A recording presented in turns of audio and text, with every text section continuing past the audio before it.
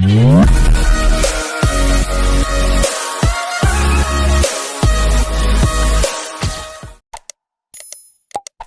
सभी student atomic structure परमाणु संरचना का एक काफी इंपॉर्टेंट टॉपिक पढ़ने जा रहे हैं जिसका नाम है क्वांटम नंबर।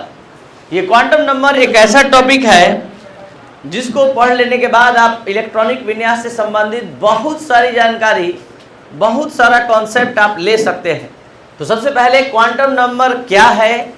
संख्याओं का एक ऐसा समुच्चय जो इलेक्ट्रॉन के बारे में संपूर्ण जानकारी देता है, क्वांटम नंबर कहलाता है। जैसा कि नाम से स्पष्ट है कि मात्र संख्या की सहायता से इलेक्ट्रॉन के बारे में सभी जानकारी उपलब्ध कराता है। जैसे कि इलेक्ट्रॉन कौन से ऑर्बिट में है, कौन से सबसेल में है, कौन से ऑर्बिटल में है, और ऑर्बिटल में है भी तो क्लॉकवाइज घूर्णन कर रहा है कि एंटी क्लॉकवाइज। क्या हम बोले इस परिभाषा में क्या समझा पाएंगे कि वास्तव में क्वांटम नंबर क्या होता है?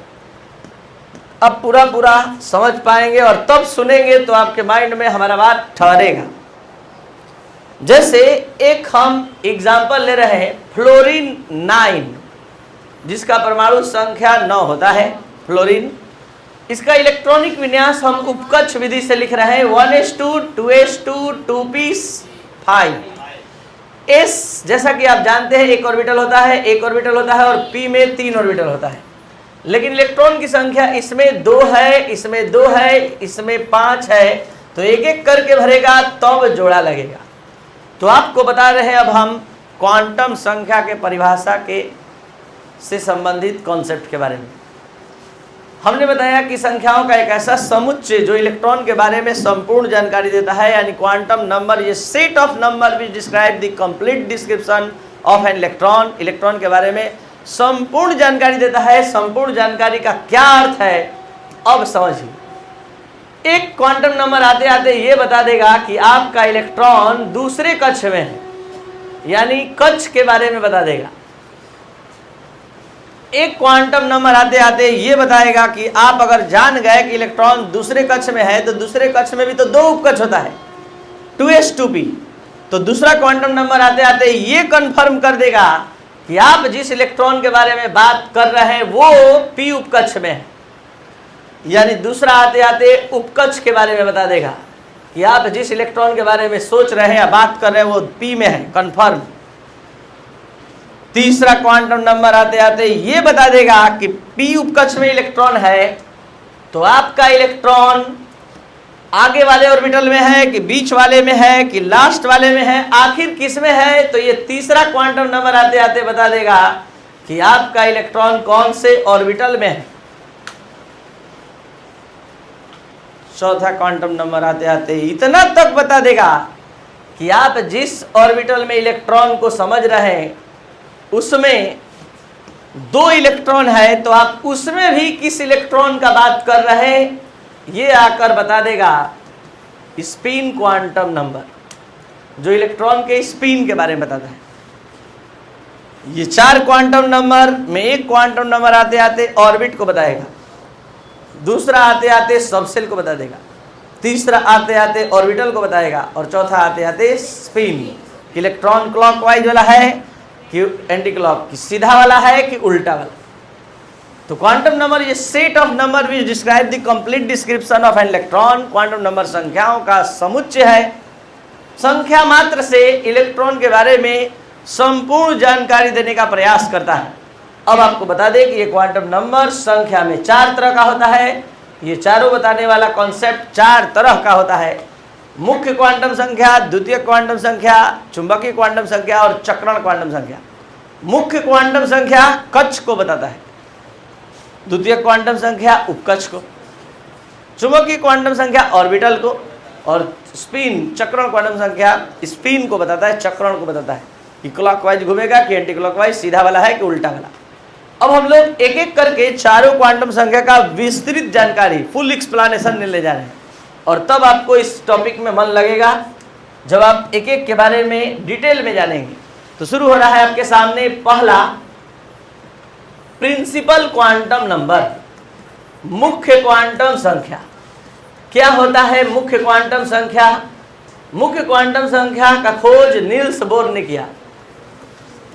इस क्वांटम संख्या को n द्वारा सूचित करते हैं। ये क्वांटम संख्या ऑर्बिट के बारे में बताता है। ऑर्बिट कि आपका इलेक्ट्रॉन कौन से कक्ष में है, और n का प्रत्येक मान, इसको जो हम n से सूचित कर रहे हैं, n का मान 1 रहेगा तो आपको k सेल समझना है, 2 रहेगा तो n सेल समझना है, 3 रहेगा m सेल समझना है, और 4 रहेगा n सेल, और 5 रहेगा O सेल। तो n का प्रत्येक मान किसी विशेष कक्ष को सूचित करता है, और ये सभी कक्ष को सूचित करने का तरीका है 1 2 3 4 5 6 या फिर KLMNO। आपको एक चीज और बता दें कि मुख्य क्वांटम संख्या का जो मान है ये किसी इलेक्ट्रॉन के दूरी को भी निर्धारित करता है। जैसे कि आप सभी स्टूडेंट समझ सकते हैं कि एक इलेक्ट्रॉन के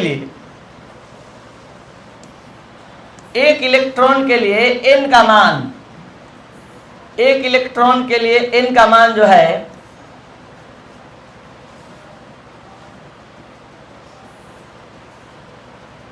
एक इलेक्ट्रॉन के लिए n का मान अगर 1 है और एक इलेक्ट्रॉन के लिए 4 है, और आपसे पूछे कि कौन इलेक्ट्रॉन ज़्यादा दूरी पर है, तो आप स्पष्ट समझ सकते हैं कि n का मान जितना ज़्यादा बढ़ेगा उतना ज़्यादा वो नाभिक से दूर रहेगा। तो मुख्य क्वांटम संख्या का मान किसी इलेक्ट्रॉन का नाभिक से दूरी को भी निर्धारित करता है। मुख्य क्वांटम संख्या का मान जितना कम रहेगा वो नाभिक से उतना नजदीक रहेगा, जितना अधिक रहेगा। इसी मुख्य क्वांटम संख्या पर इलेक्ट्रॉन की ऊर्जा का भी मान निर्भर करता है। इलेक्ट्रॉन की ऊर्जा का सूत्र आप लोग सभी स्टूडेंट याद किए हैं, -z² अपॉन n², 2.18 × 10⁻18। n का मान बढ़ेगा तो ऊर्जा का मान बढ़ेगा, क्योंकि ये पूरा सूत्र माइनस में है, उल्टा कॉन्सेप्ट देगा। अगर ये प्लस में रहता तो n का मान बढ़ता तो घटता मान, लेकिन माइनस में है तो आप समझ सकते हैं कि -4 बढ़ा कि -3, -3 बढ़ा, -4 नहीं। तो संख्या का मान जितना कम होगा उसका वैल्यू और बढ़ेगा।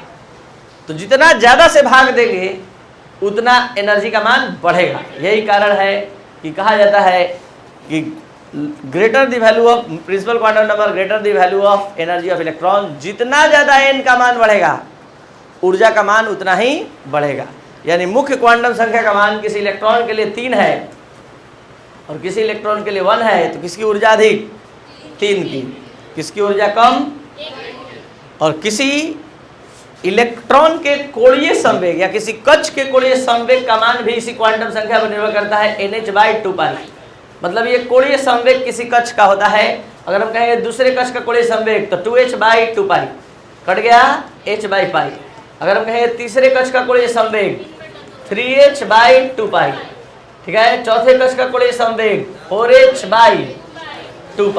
अब हम मुख्य क्वांटम संख्या के बारे में क्या क्या आप लोग को समझाए, एकदम एक सिस्टम में समझ लीजिए। मुख्य क्वांटम संख्या का खोज नील्स बोर के द्वारा किया गया। इसको n द्वारा सूचित करते हैं। मुख्य क्वांटम संख्या इलेक्ट्रॉन के कक्ष के बारे में बतलाता है। बोर्ड पर ध्यान दिया जाए। मुख्य क्वांटम संख्या का प्रत्येक मान किसी विशेष कक्ष को रिप्रेजेंट करता है, जैसे n बराबर 1 k से n बराबर 2 3 4, ठीक है, किसी विशेष कक्ष को सूचित करता है। यह क्वांटम संख्या किसी इलेक्ट्रॉन के नाभिक से दूरी को भी निर्धारित करता है, ठीक है। मुख्य क्वांटम संख्या का मान जितना अधिक होगा वो नाभिक से उतनी अधिक दूरी पर होगा। किसी कक्ष में स्थित इलेक्ट्रॉन की ऊर्जा का मान भी इसी क्वांटम संख्या पर निर्भर करता है। जिस इलेक्ट्रॉन के लिए मुख्य क्वांटम संख्या का मान जितना ही अधिक होता है उसकी ऊर्जा का मान उतना ही अधिक होता है। किसी कक्ष के कोणीय संवेग का मान भी आपको हमने बता दिया, क्या होता है? nh/2π। nh/2π। तो यहाँ पर आप देख सकते हैं n बराबर 3 लेकर हम हल करके दिखाए हैं कि देखिए कैसे निकाला जाता है 3h/2π। आपको मन है कि आप प्रथम कक्ष का निकालना चाहते हैं तो क्या हो जाएगा बोलिए? n बराबर 1 पर 1h/2π। क्या? कोणीय संवेग। कक्ष का कि उपकक्ष का? कक्ष का कोणीय संवेग। उपकक्ष का कोणीय संवेग आ रहा है। फिलहाल आप मुख्य क्वांटम संख्या पढ़े हैं और अब आप पढ़ने जा रहे हैं द्वितीयक क्वांटम संख्या, द्विगंशी क्वांटम संख्या। नाम है azimuthal quantum number. Azimuthal quantum number.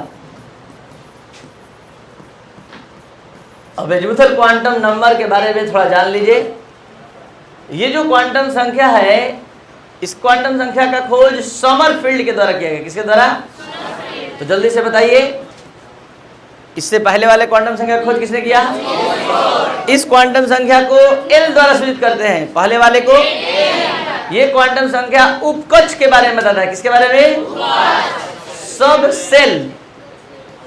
और इस क्वांटम संख्या में मतलब प्रत्येक उपकक्ष का भी एक निश्चित मान होता है। जैसे एल बराबर 0 होने पर एस, 1 होने पर पी, 2 होने पर डी, 3 होने पर एफ। ध्यान लगाइएगा, जिस तरह से आप सभी स्टूडेंट ये जान गए कि एन बराबर 1, 9-10 से जान रहे हैं, आज से नहीं, कि 1 होने पर के, 2 होने पर एल। आज नया बात जाने, और वो नया बात ये है कि जिस तरह सेल का होता है उसी तरह सब सेल का भी होता है। एल बराबर 1 होने पर पी, एल बराबर 2 होने पर डी, एल बराबर 3 होने पर एफ। अब आज इसका इंपॉर्टेंस आप जानने जा रहे हैं। चलिए अब क्या जानने जा रहे हैं जरा ध्यान दीजिए। अब मेन क्लास अब शुरू हो रहा है। एल बराबर 0 होने पर एस सब सेल होता है, एल बराबर 1 होने पर पी सब सेल, एल बराबर 2 होने पर डी सब सेल, एल बराबर 3 होने पर।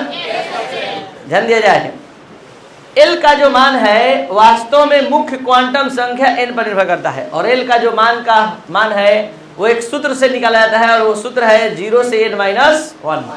ये सूत्र क्या है, कैसे इस्तेमाल होता है, यहाँ करके दिखा रहे हैं। यदि n बराबर 1 हो, मतलब प्रथम कक्ष हो, तो एल का मान आएगा 0 से n-1। तो 0 से 1-1, 0 से 0, 0 से 0 का मतलब, 0 से 0 का मतलब आप समझने जा रहे हैं। संख्या रेखा कभी देखे आप लोग? नहीं देखे हैं तो यहाँ देख लीजिए, सब दिखाते हुए यहाँ पढ़ाया जा रहा है।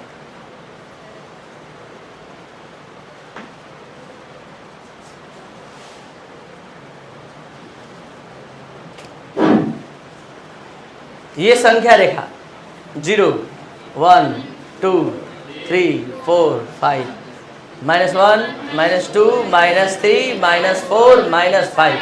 जरा ध्यान दीजिए, 0 से 0 के बीच कुछ नहीं होता है, सिर्फ 0 ही होता है। नहीं जानते हैं तो यहाँ देख लीजिएगा। अब हम चलते हैं, इफ n इक्वल टू, तो l का मान 0 से 2-1, 2-1, 0 से 1, और 0 से 1 का मतलब कौन कौन आएगा? 0 आएगा, 1 आएगा। दो मान 0 से 1 के बीच देख लीजिए कौन कौन आएगा, 0 और 1। अब आगे बढ़ रहे हैं, n इक्वल 3 पर बोला जाए, l का मान 0 से 3-, तो 0 से 2 के बीच क्या क्या आएगा? देखिए 0, ठीक है। n इक्वल 4 पर चलते हैं, 0 से 4-, 0 से मतलब 0, 1, 2, 3, यही ना। अब जरा सा ध्यान से हमारा बात सुनिएगा। आज के क्लास में कुछ हम प्रूफ करने जा रहे हैं आप लोग के सामने, और ये प्रूफ आपके सामने आ रहा है। आप लोग जानते हैं फर्स्ट ऑर्बिट में केवल एक सब सेल होता है 1s, सेकंड में 2s 2p दोनों होता है। बोर्ड पर ध्यान दीजिए। तो आज जान लीजिए कि 1 में केवल 1s क्यों होता है, क्योंकि n बराबर 1 होने पर l का मान केवल आया है 0, और 0 किसके लिए होता है? यही कारण है कि प्रथम कक्ष में केवल एक ही उपकक्ष होता है 1s। प्रूफ सामने है, केवल एक मान आने कारण। अभी हमारा बात तुरंत समझिएगा, तुरंत 10 सेकंड में। n बराबर 2 पर हल किया हमने, l का 2 मान आया 0, 1। 0 के अनुसार सेकेंड ऑर्बिट 2s को लाएगा, और 1 के अनुसार 2p।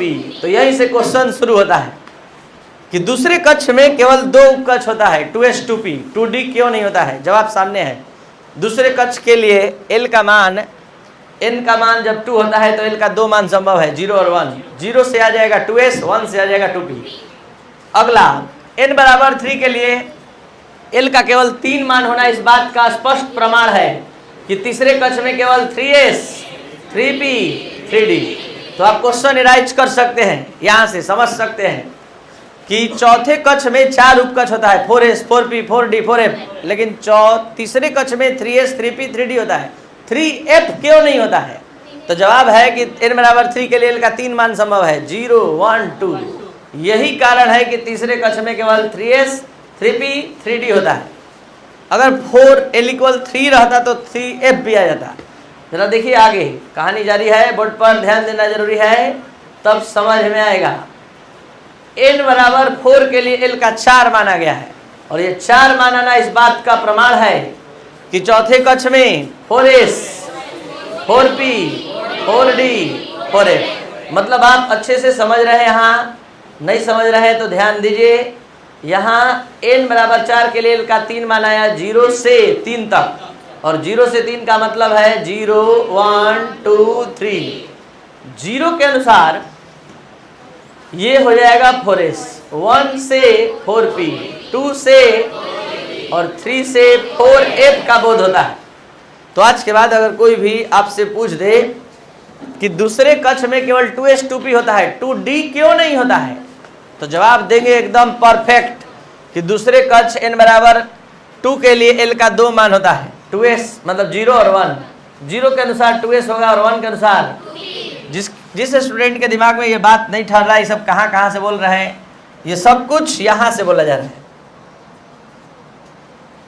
यही पहले दिखाए हैं कि जिस तरह ऑर्बिट का ऑर्बिट नंबर होता है, उस तरह सबसेल का भी सबसेल नंबर l बराबर 0 होने पर s समझना है, 1 होने पर p समझना है, 2 होने पर d समझना है, 3 होने पर f समझना है।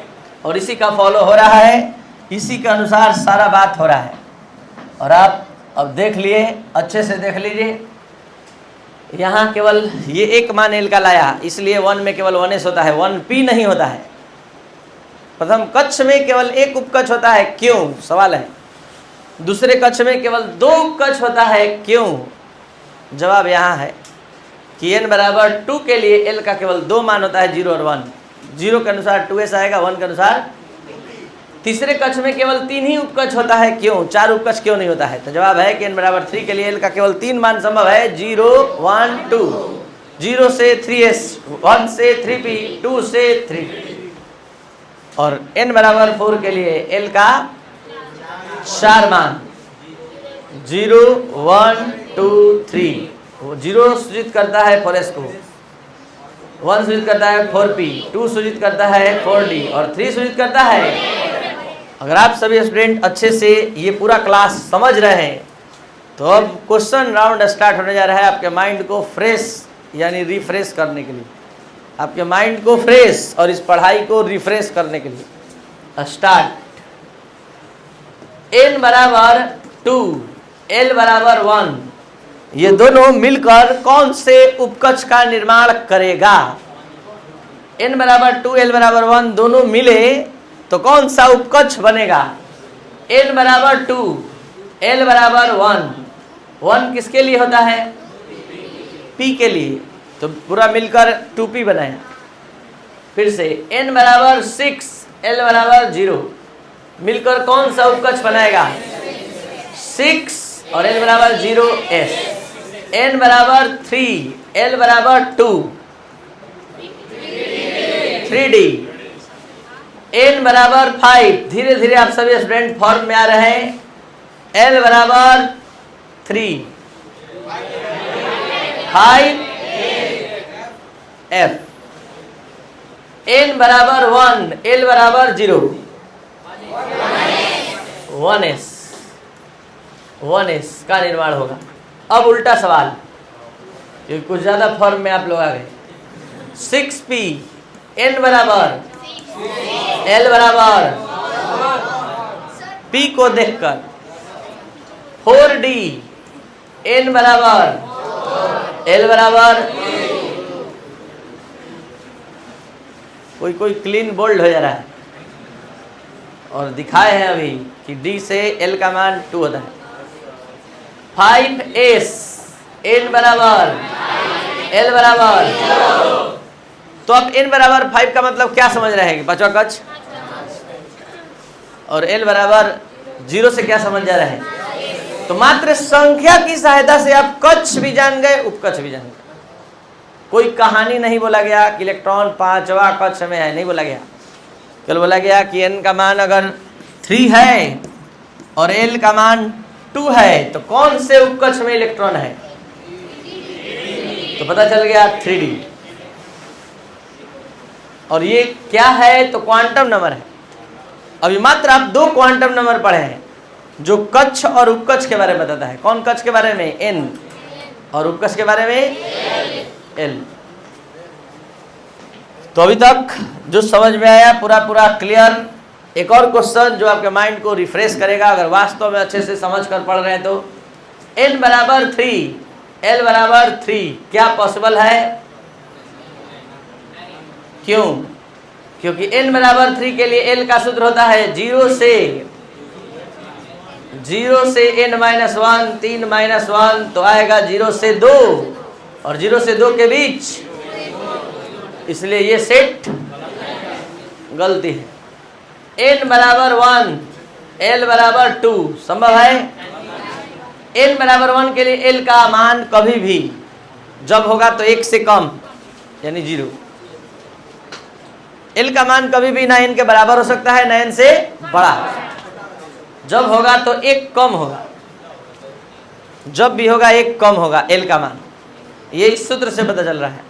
ना बराबर हो सकता है, तो जल्दी से बता दीजिए, हमारा बात समझ में आ रहा तो क्या संभव है? नहीं। अब इसी से जान जाएंगे।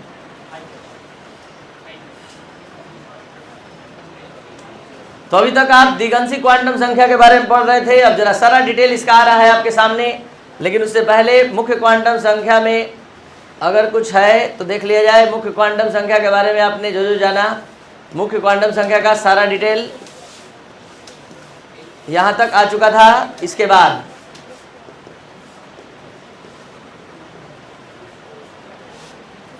किसी भी कक्ष में स्थित इलेक्ट्रॉन की संख्या को निर्धारित करने के लिए एक सूत्र का सहारा लेते हैं, और वो सूत्र आप लोग जान चुके हैं, 2n²। n ये भी मुख्य क्वांटम संख्या है। पांचवा कक्ष में इलेक्ट्रॉन जाना है 2 × 5 का स्क्वायर 50, तो दिक्कत। तीसरे कक्ष में इलेक्ट्रॉन जाना है 2 × 3 का स्क्वायर। शुरू होता है द्वितीय क्वांटम संख्या। जितना बात बोले सब दिखेगा, और पूरे ऑनलाइन के क्लास में जितना यूट्यूब पर है पूरे पर चैलेंज आज दिया जा रहा है इस क्लास के माध्यम से कि कोई भी क्लास का चैनल जितना क्वांटम नंबर पर यहाँ नॉलेज प्रोवाइड किया जा रहा है आप एक जगह मिला सकते हैं। कोई भी चैनल इतना मेहनत करके आपको ये प्रोवाइड नहीं कर रहा है। अगर आपको हम दे रहे हैं तो आप मिला कर देखिए और आप अपना नॉलेज चेक कीजिए कि आप बिना मेहनत के सारा याद कर लिए केवल क्लास करके। इस क्वांटम संख्या का खोज किसके द्वारा किया गया? समरफील्ड। इस क्वांटम संख्या को सेकेंडरी क्वांटम नंबर भी कहते हैं, एंगुलर मोमेंटम क्वांटम नंबर भी कहते हैं, सब्सिडरी क्वांटम नंबर भी कहते हैं, द्वितीय क्वांटम संख्या भी कहते हैं।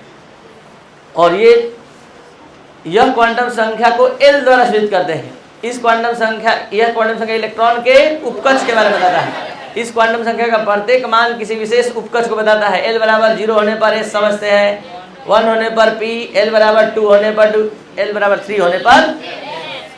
और अब इससे आगे पूरा डिटेल जितना समझाए सब कुछ लिखित। इस क्वांटम संख्या का मान मुख्य क्वांटम संख्या पर निर्भर करता है और इसका सूत्र 0 से, यदि n बराबर 1 हो तो l का केवल एक मान 0 संभव है, और 0 होने के कारण प्रथम कक्ष में केवल एक उपकक्ष 1s होता है।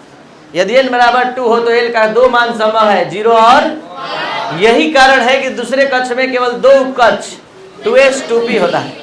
n बराबर 3 के लिए l का 3 मान 0 1 2 संभव है, इसलिए तृतीय कक्ष में 3 उपकक्ष 3s 3p 3d संभव होता है। n बराबर 4 हो तो l का 4 मान संभव है, 0 1 2 3। यही कारण है कि चौथे कक्ष में। तो आज के क्लास में हमने ये प्रमाण पेश कर दिया कि तीसरे कक्ष में केवल 3 उपकक्ष होता है तो क्यों, दूसरे कक्ष में केवल 2 ही उपकक्ष होता है 2s 2p क्यों, प्रथम कक्ष में 1s होता है 1p नहीं होता है क्यों, तीसरे कक्ष में 3s 3p 3d होता है 3f नहीं हो सकता है क्यों। और जवाब आप बता सकते हैं। अब आगे के क्लास में हम लेकर आ रहे हैं चुंबकीय क्वांटम संख्या के क्लास में जिसमें आपको ये प्रूफ करेंगे कि s में केवल एक ऑर्बिटल होता है क्यों, p में 3 ऑर्बिटल होता है क्यों। तो ये जवाब जानने के लिए आप कल जरूर क्लास में प्रेजेंट रहें और अपना ऑनलाइन क्लास या ऑफलाइन क्लास कंप्लीट करें। आगे अभी कुछ बाकी है। द्वितीय क्वांटम संख्या के अंतर्गत किसी उपकक्ष में स्थित इलेक्ट्रॉन की संख्या का मान, किसी उपकक्ष में स्थित इलेक्ट्रॉन की संख्या का मान भी इसी क्वांटम संख्या पर निर्भर करता है। किस चीज का? इलेक्ट्रॉन की संख्या। इलेक्ट्रॉन की संख्या का सूत्र निकालने का है 2 2l+1। जैसे आप लोग जानते हैं s में 2 इलेक्ट्रॉन होता है, p में 6, d में 10। आज प्रूफ कर लीजिए l बराबर 0, तो इसका सूत्र l पर l बराबर 0 रखकर हल कर दीजिए, कितना आया? और l बराबर 0 किसके लिए होता है? l बराबर 1 किसके लिए होता है? तो 2 2l+1 पर रख दीजिए l का मान, रख दीजिए, कितना आया? d के लिए इलेक्ट्रॉन आप कितना जानते हैं? 10। आज प्रूफ कर लीजिए मैथमेटिकली। कुल इलेक्ट्रॉन की संख्या 2 2l+1, l का मान रख दीजिए 2। हल करिए। f के लिए l का मान कितना होता है? और इलेक्ट्रॉन की संख्या आप जानते हैं f में 14 इलेक्ट्रॉन होता है, तो ये देख लीजिए 14 कैसे होता है, 2 2l+1। आगे आइए।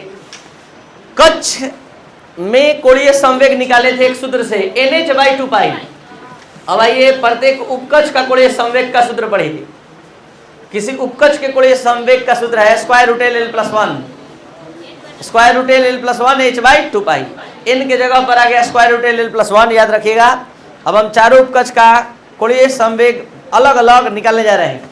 स्टार्ट। s के लिए l का मान 0 रख के हल कर दिए। 0 से कोई चीज गुणा होगा तो क्या हो जाएगा? तो याद रखिएगा इस उपकक्ष के कोणीय संवेग का मान 0 होता है। कैसे होता है देख लीजिए। कोणीय संवेग का सूत्र है √l+1 h/2π। l का मान 0 रखेंगे, सबको 0 कर देगा। p उपकक्ष के लिए कोणीय संवेग l का मान 1 रख के हल करेंगे, √2h/π।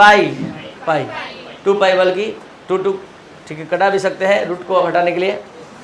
डी उपकक्ष के लिए का मान 2 रखकर हल करेंगे, एफ उपकक्ष के लिए 3 रखकर हल करेंगे। तो ये कोणीय संवेग निकालने का सूत्र है। और आज का क्लास समाप्त होता है। कल हम लोग क्वांटम संख्या पार्ट 2, क्वांटम नंबर पार्ट 2 लेकर हम आएंगे और उसमें आपको मैग्नेटिक और स्पिन क्वांटम नंबर के बारे में नॉलेज देंगे, जिसमें पता चलेगा कि एस में 1 ऑर्बिटल होता है तो क्यों होता है, पी में 3 ऑर्बिटल होता है तो क्यों होता है। ये सारा डिटेल आपको कल मिलेगा।